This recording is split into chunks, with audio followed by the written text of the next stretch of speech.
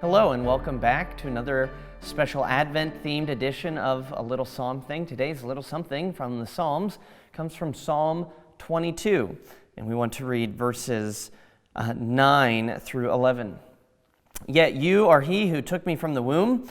You made me trust you at my mother's breasts. On you was I cast from my birth, and from my mother's womb you have been my God. Be not far from me, for trouble is near, and there is none to help. How interesting. We talk about how the Psalms are Jesus' Psalms, that these are the songs that he sings that are his own.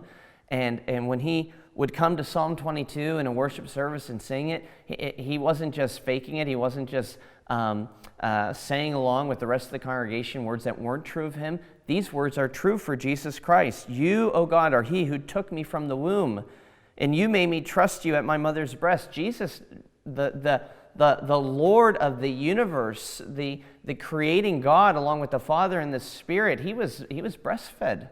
This Jesus knew what it meant to be an infant, to be vulnerable in a sense, to be needy, to depend upon a parent. And how did he get in that position? It was the will of God. You are he who took me from the womb. You brought me into this world. It was your will that I be incarnated in the flesh.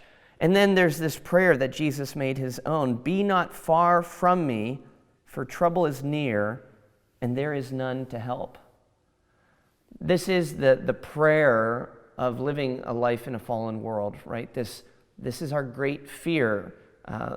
The great fear of life in a world of sin is that our sin would alienate us from God. And that when trouble comes, when trials strike, that God wouldn't be there for us. And Jesus knew that in a way that we don't even know that. Maybe you remember how Psalm 22 begins and where it's recorded for us in the New Testament. Jesus recites Psalm 22 at the cross. My God, why have you forsaken me? And so while this is a prayer that Jesus would petition of God throughout his life, it was one that at the cross, God answered in the negative. He was far from him. He turned his face away from him because this was the point, that he would come and die, that he would know that alienation from God. And so at Christmas, we can't think about Christmas without thinking about Good Friday. Born to die.